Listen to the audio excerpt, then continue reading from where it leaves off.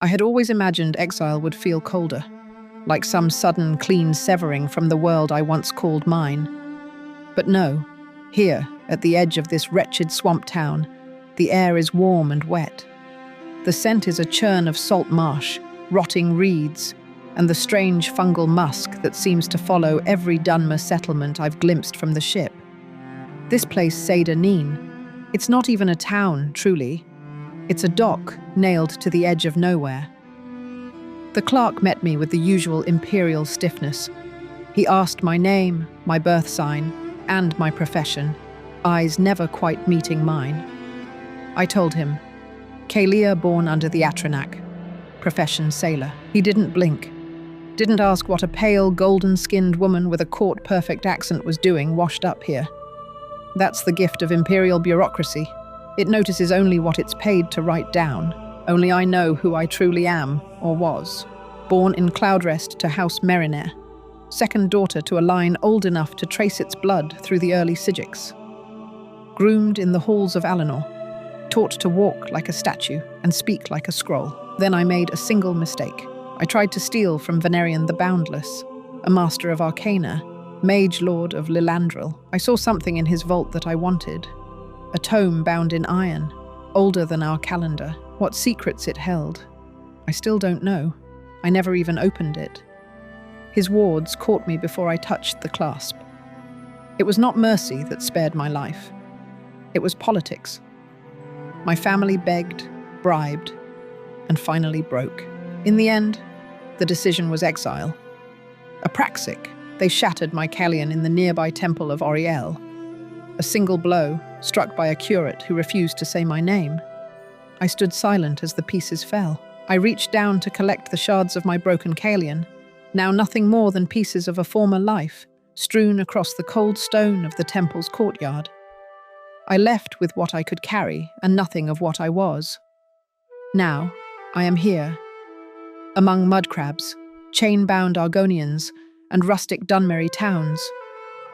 The locals speak of things I do not understand. They proclaim that the blight is gone, that someone called the Nerevarine has sealed Dagoth Ur's tomb with fire and ash. They speak the name like it's a ghost's, reverent and uneasy. The world has turned, they say. A new age dawns in Morrowind. I don't know who or what a Nerevarine is, or who this Dagoth Ur might have been. Their names hang heavy on the tongues of these people, but it means nothing to me. The blight, the gods, the prophecies, I care not for any of it.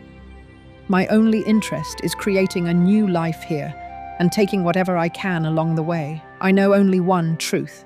This new age may belong to others, but I will carve out my place in it, whether it be in shadow or sun. Caelia, exiled daughter of Merynair. It didn't take long to find work, at least not the kind I'm used to. A fellow Altmer, Itamirel by name, approached me 2 nights ago outside the 8 Plates in Balmora. He was looking for a courier, discreet, unattached, outlander preferred. He handed me a sealed packet and offered 500 septims on delivery. The destination? The grand city of Narcissus on the mainland.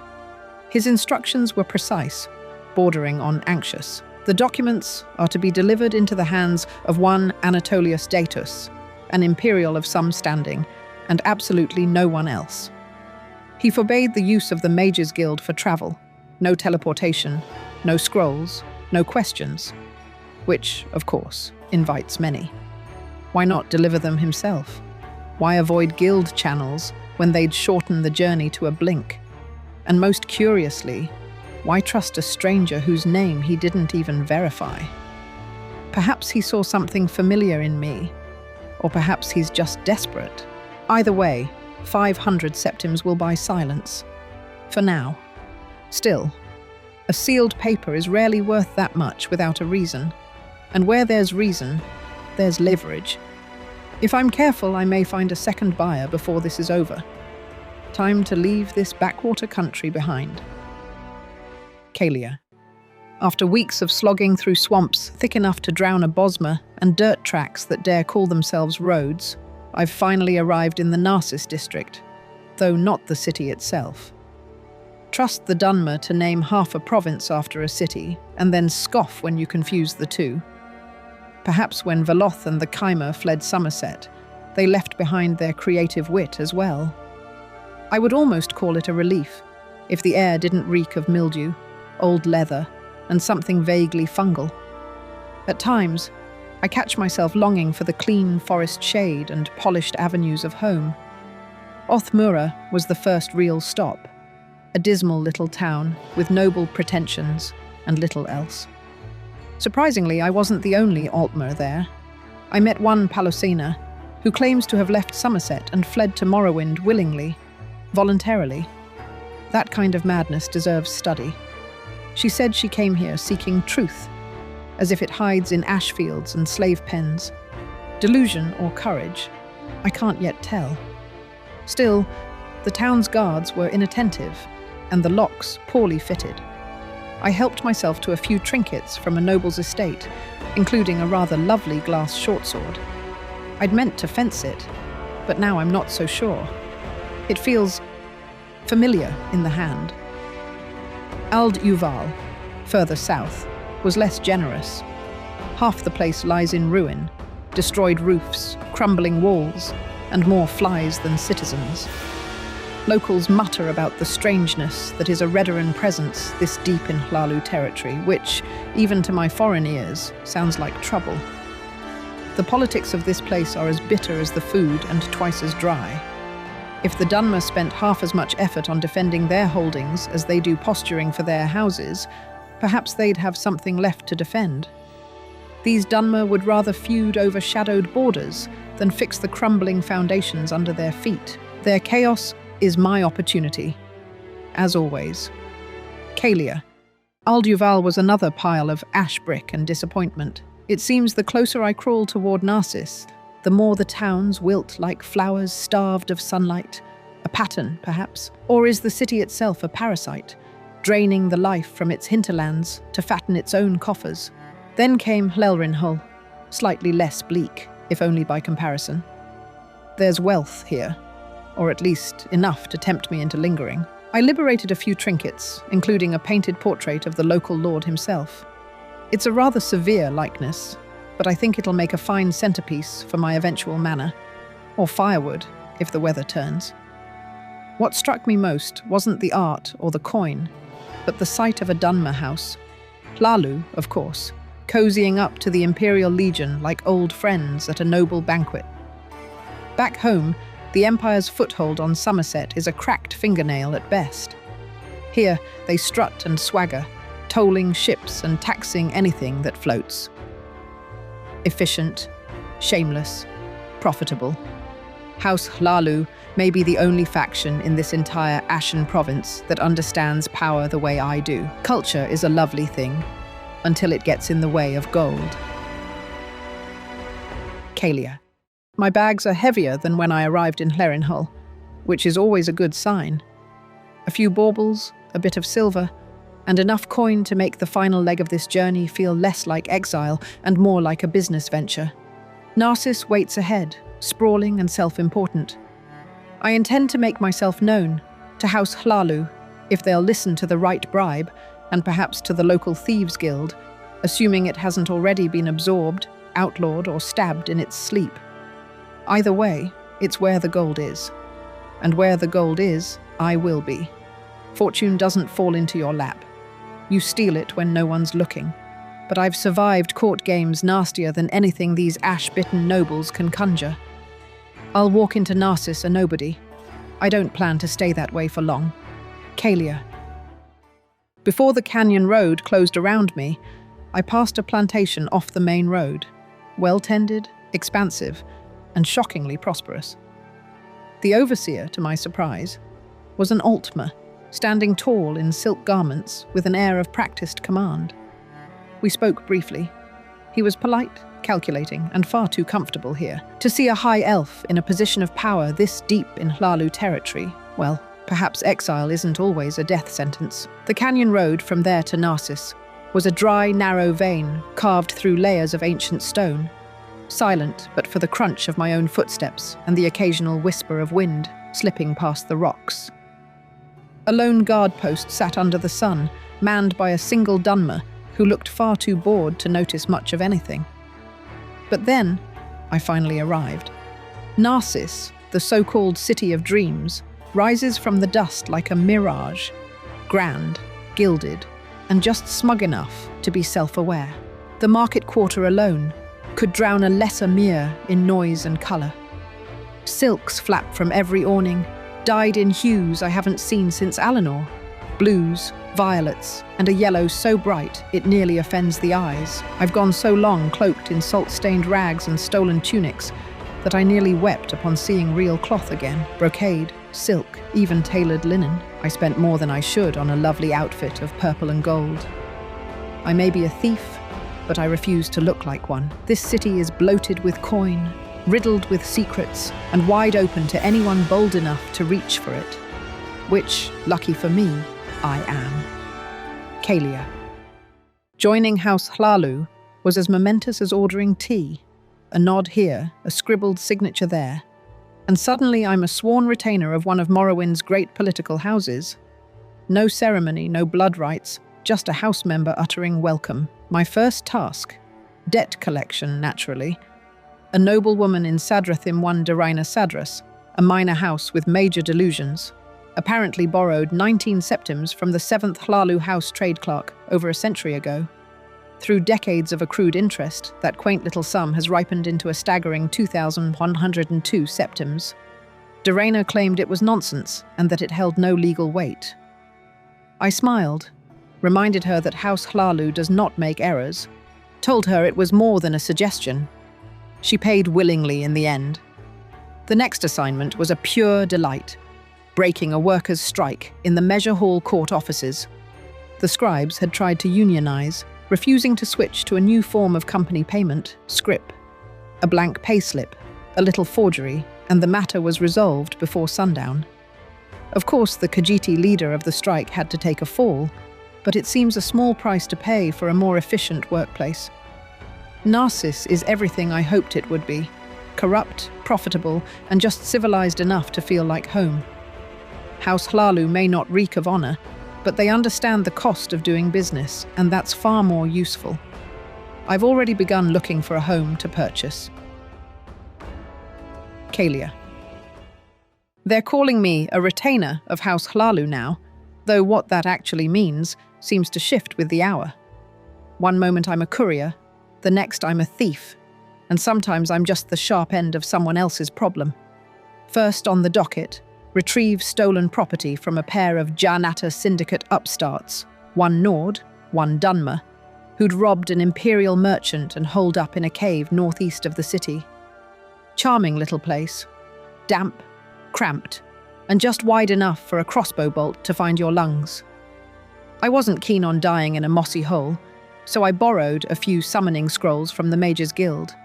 I doubt they'll miss them, just more dusty relics buried behind authorized use-only placards. A few Daedra and a whole lot of screaming later. I walked out with a crate of stolen goods and a small purse of coin. My second task took me to the waterfront district, where the Kimona Tong Run Casino was suffering from a streak of astonishingly bad luck. Losers winning, coffers bleeding, dealers weeping. The source? A ghost. A real wailing spectre torn from the great House Hlaalu catacombs nearby. Seems a certain self-righteous priest, Ilvrin Hlaalu, eldest son of the 6th Hlaalu family, with delusions of spiritual grandeur, thought it poetic justice to raise a family ancestor and set it loose on the evils of greed. And like any idiotic criminal, was out front every day, shouting about moral decay and ill-gotten gains. I settled it the tried and true way, with an enchanted blade and a steady hand. One clean strike, and the ghost returned to whatever afterlife it had been dragged from. The curse broke, the tables sang again, and young Ilvrin found himself summoned not by spirits, but by his furious mother. As for me, Narcissus has been most generous. I've gold in my purse, a blade at my side, and every door that once barred me swinging wide. Let Summerset keep its marble altars and brittle pride. Here, in the shadow of schemers and scoundrels, I've found something far more precious. Opportunity. Caelia. I've found a place to call home. Home being quite the generous word. A sagging little apartment near the top of the Velothi Tower. It's barely enough for a bed and a crate to eat on. Hardly fitting for someone of my standing. The walls smell like ash and boiled kwama eggs. But it was free, and the view almost reminds me of home, if I squint. A new task was assigned to me, save one Murith Aralen. The mayor, now an ex-Janata syndicate, would be dead if I hadn't stepped in. I found him in an imperial prison cell, bleeding and cornered, about to be carved up like scrib jerky. Imperial security, as ever, is laughable.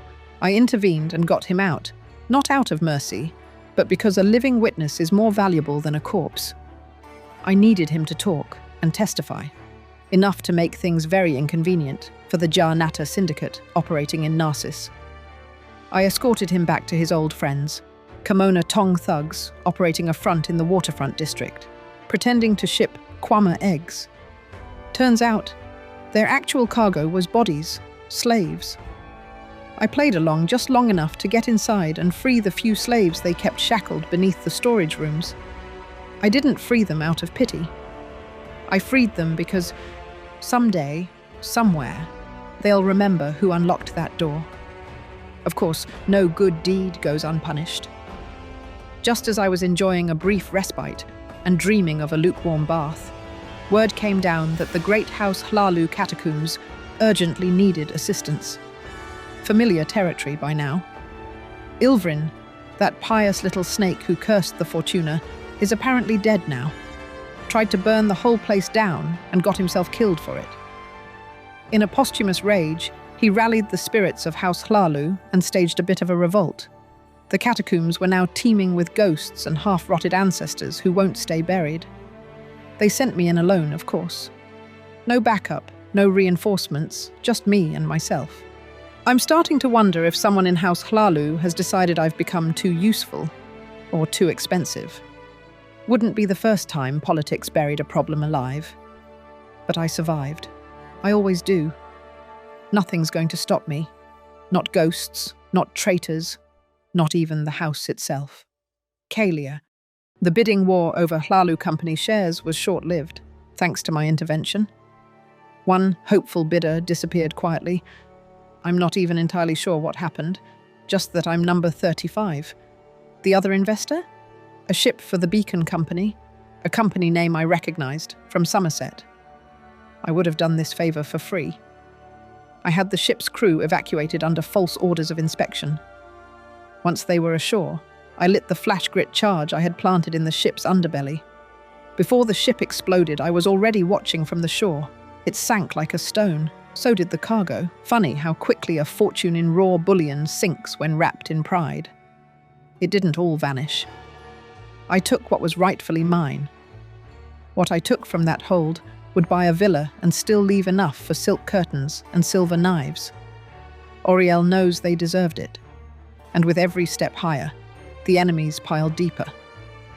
I've finally hired a bodyguard. Shinathi clan, born of the canyons, tempered by war. If they come for me now, they'll need more than luck and a kitchen knife. The work is done. The gold secured. My value proven beyond question. Now it's time House Hlaalu offers more than empty praise and leaky ceilings. The Velothi Tower was charming in a ruinous sort of way, but I am far past charm. And now, of course, I'm told the only councillor willing to sponsor my rise is tucked away on Vardenfell. Vivek City, no less. Just my luck. A corrupt old noble with a taste for younger ambition. If he thinks he can dangle a promotion over my head, he's in for a sharp correction. Maybe I'll gut him myself. Or maybe I'll let Amata stretch her legs. Either way, I'll get what I came for. Rumour may flow from the House of Troubles, but real power flows through House Hlaalu, as long as I'm around. Caelia.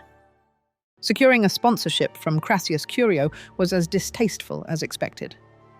The man is a lecherous toad wrapped in silk, full of sleaze and empty compliments. He thought his name carried weight. but wilted the moment I reminded him how easy it would be to gut him in his own manner. Suddenly, he was all generosity, amazing what a little fear can accomplish. Felt it was time to slip away from Narcissus for a while. The destruction of that Ultima ship still lingers in too many conversations, and my name's starting to surface in all the wrong ones.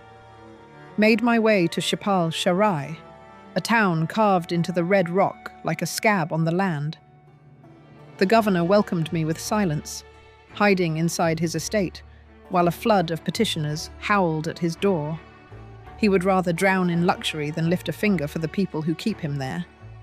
That sort of arrogance deserves revolutions, not luxury. He'll learn that soon enough. One of the petitioners asked that I investigate an ancestral tomb. Locals were being haunted. I expected curses, revenants, or worse. What I found were oversized grasshoppers. Morrowind is a strange land indeed. I dispatched them easily enough and returned to the governor. Without so much as a job well done, a new task was laid out before me. The task was more delicate, more predictable for one of his type. A Kimona Tong smuggler had been caught near the Cyrodiil border. Their local leader wanted her free and clean. I planted forged orders in the right place, loosened a few tongues, and made the mess disappear. The reward was rather generous for a simple snatch and replace job. If this is what passes for hard work in Shipal Sharai, I may linger a while longer. There's always another silk-robed coward in need of a steady hand and a discreet tongue. Caelia. The governor wasn't done with me. This time, he needed a retired mine foreman shaken down for old debts, and a diplomatic visit made to the Osiran clan, Dunmer, who make their homes atop the red cliffs of Shipal Shin. The foreman, predictably useless, claimed he had no coin left to his name, but pointed me toward the ruins of his old sapphire mine with a tired shrug, said I could take whatever was left down there and call it even. I was skeptical, but descended anyway. The sapphire veins had mostly dried out, but I managed to extract a handful of gems, more than enough to cover what he owed and leave me with a tidy profit. The real prize, though, was at the bottom of the shaft. Two skooma-stinking wretches wielding an adamantium axe and a glass blade. I helped myself. With the debt handled, I set off to visit the Osiran clan. The climb was rough, but the real tension was waiting at the top. A small unit of Imperial legionnaires had taken up position near the camp, demanding justice for a stolen shipment of Flynn. The Osiran, of course, had taken it. I would have been disappointed if they hadn't. I played the part of neutral envoy, and with a few careful words and a willing scapegoat, the problem solved itself. The Legion was satisfied, the governor got his cut, and the Osiran were spared further harassment. Everyone walked away with something, which is the best outcome anyone can ask for out here. To seal the alliance, I rid the clan of a wandering bone lord that had been haunting their outer camp. Amata helped, of course. She's proving useful. Warriors, even proud and stubborn ones like the Osiran, are worth keeping in your debt. Caelia. I have begun working for a few of the 7 Hlaalu families here in Narcissus. So far, most of it has been courier work, the kind of errands they wouldn't bother assigning to their own children. Still, if I ever plan to become the next Grandmaster of House Hlaalu, I will need the backing of these families to make my rule more than just ambition. One must start somewhere, even if it means carrying sealed letters and playing nice. The real benefit has been the access. Being granted leave to wander their manors under the pretense of duty has allowed me to collect a few generous donations along the way. No one counts their silver when they think you're loyal. I was even introduced to the Duke of Narcissus. We exchanged polite lies and thin smiles. Useful man to know. Connections like that have a way of paying off when you're patient enough. Caelia. The 7 families keep me busy, and I keep reminding them why I am worth every whispered recommendation. This week's errands were a mixture of filth, brine, and corpses. Hardly glamorous, but every favour is a stone in the foundation of my eventual rise. First was the matter of a Bosmer courier who had made himself a little too comfortable in one of the seedier establishments of Narcissus, the Desert Rose Bordello. He had been passing messages for someone he shouldn't have, and I was tasked with intercepting them. Fortunately for me, he was easy enough to bribe, no loyalties to be found working for House Hlaalu. Next, I was sent to retrieve a shard of glass, part of the shipwreck of the Seder Neen near Old Ebonheart. The piece of glass had found its way into a cave off the coast. With a few more Drigs slain and the glass recovered, another family owed me dearly. And then came the catacombs. The son of the head of the first Hlaalu family complained of disturbances in the family tomb, and the task trickled down to me. I expected a necromancer. I got bandits. Turns out someone found another entrance to the catacombs through a long-forgotten sewer tunnel, and they'd made themselves quite at home down there, using the place to stash loot. Eventually, the dead were given their silence again, and the tombs are once again just tombs. Another 3 favors done. More backings for my bid to become Grandmaster Caelia. The pieces are in place. The board has been cleared of its lesser players, and I stand poised to take my rightful place at the head of House Hlaalu. It took more than coin, though there was plenty of that. It took charm, precision, and the good sense to know exactly which councillors could be bought and which simply needed to be flattered. I offered promises to some, secrets to others, and a few simply received generous gifts they didn't think to return. The 7 families now speak my name with something very close to reverence, or fear. Either suits me. To better play the part of a future Grandmaster, I even left the city for a time and studied at the College of Firewatch. There is an art to knowledge, a rhythm to its use in politics. Upon returning, I arranged a private audience with the Vizier, a man of protocol, power, and secrets far deeper than his appearance would suggest. We spoke at length about the future of the house, how I would be molded into something the previous Grandmaster could work with. The path ahead is already etched in stone. All that remains is for them to carve my name into it. Caelia. The path to the top is paved in promises. When the Vizier asked how far I'd go for House Hlaalu, I told him to draw the map, 2 names, 2 threats, the Kimona Tong and the Jarnata Syndicate. Remove them and I clear the board for my rise. The Kimona Tong were first. Their Vardenfell boss had grown careless, fat on fear and flattery. 1 quiet room, a single well-placed blade, and the whole rotten stack began to topple. I slipped in, slipped out, and left the rest to history. Now the Jarnata Syndicate waits, slippery, well-connected, and far less predictable. They won't fall with a single cut. But I've already begun carving at the edges. Once I find their center, the rest will collapse. This is the kind of work that makes reputations, that buys loyalty, silence, and ambition, and the Grandmaster is watching. Good. Let him see what I'm capable of. I'm not just building a case for succession. I'm making it inevitable. Caelia. To secure a future throne, sometimes the past must be buried with a shovel and a smile. With my rise to Grandmaster drawing near, I turned my attention to Narcissus's true obstacles. Not rival councillors or petty nobles, but the criminal syndicates who mistook my city for theirs. Orvas Dren was first. The head of the Kimona Tong, once feared across Vardenfell, now feeds the worms beneath his plantation. His second, Mervis Laurel, did not take the hint. He made the mistake of standing in my path. I removed him just as efficiently. That left the Jarnata Syndicate, still bold enough to peddle their poison within my future domain. I followed the scent of their operations to a laboratory nestled to the south of Narcissus, where they manufactured a drug called grey dust. The mastermind, as it turned out, was a slowed Kavatra.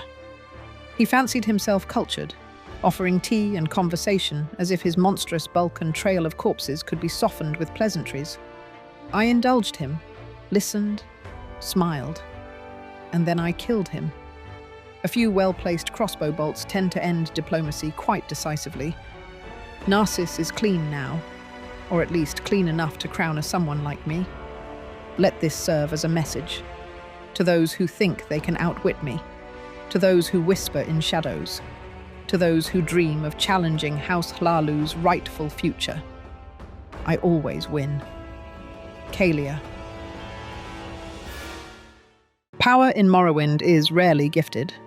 It must be taken, bartered for, or pried from the clenched hands of those too slow to protect it. I have nearly everything now, just a few signatures away from the title I deserve. The first councillor required a little scandal to sweeten our relationship. Rumours of a backdoor alliance between House Redoran and the Janata Syndicate were floating about. I followed the trail, located the document, and stole it from under their noses, presented it to the head of Redoran in the region, and watched her unravel. The alliance crumbled. The councillor was pleased. The second councillor had more flair for the dramatic. He sent me to meet with a supposed agent of the Twin Lamps. The goal was clear: kill her and prove my loyalty to the house over moral distractions. When I revealed my intent to do exactly that, she laughed, told me she was testing me, the councillor's little game. I passed. The third councillor had a more delicate matter. His family had abandoned another great house generations ago, and the ancestors were restless, furious even. We ventured into the old ancestral home together and sent the undead to Aetherius. Sometimes the old ways need a firm reminder of who walks above ground now. With all three swayed or silenced, there was only one signature left: the Grandmaster himself. Not an easy mare to sway, but he'll support me in the end. Caelia. So this is what victory tastes like. I have officially claimed the title of Grandmaster. My name etched into the history of House Hlaalu, my estate carved into the canyon like a crown upon the land. They built it quickly. Gold has a way of speeding up construction. I look back at what it took to get here. The betrayals, the murders, the diplomacy soaked in wine and blood. I dealt with parasites in silk and syndicates in shadow. I even met Veloth himself, or something wearing his face. Who knows what is real anymore?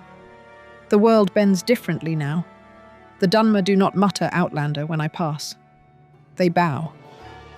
The Kimona Tong is nothing but a rumour again, and the Janata Syndicate has been reduced to whispers and scorch marks. My councillors asked if I had achieved everything I wanted. I told them yes, but the truth is more complicated. There is always more. More to hold, more to bend, more to own. Narcissus owes me everything. It exists as it does because I allowed it. And now it will begin to repay me properly. I have no intention of bleeding for this city anymore. Now it bleeds for me. Caelia, Grandmaster of House Hlaalu. My work in Narcissus is complete for now. The estate is stocked. The vaults lined with gold ingots bearing House Hlaalu's seal.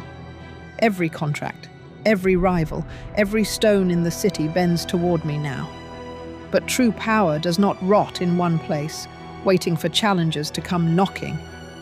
True power spreads, which is why I've taken leave. Temporarily. Let the councillors squabble and pretend they matter while I turn my eye elsewhere. My new ambition lies in Balfoyen. Whispers speak of the bones of a thieves guild still lingering there, half buried. With a fresh face and a false name, I will walk among them. I will offer support, a vision, a future they are desperate for. I will help them rise, watch them cling to hope and purpose. And once they stand tall again, I will be standing above them. Let them call it a revival. Let them toast to the return of their glorious guild. They won't know whose hands guided it, whose voice set it back on its path, whose shadow controls every job, every coin, every blade in the dark. No trade, deal, or whisper of profit in Morrowind will pass without my steady hand shaping it, and no purse will close before I have taken my share. Caelia, Grandmaster of House Hlaalu. The guild breathes again. I have given the once-shattered Thieves Guild a foothold on the outskirts of Bal Foyon, a place to regroup, to rebuild, and more importantly, to strike. The Kimono Tong still lingers like a stain in the darker corners of the city, but their time is nearly up. Shay, one of the only surviving members from a bloody gang war, seems sharp enough to manage the local cell once I move on. If she proves otherwise, I will find someone who can. I have kept my rise to Grandmaster of House Hlaalu quiet.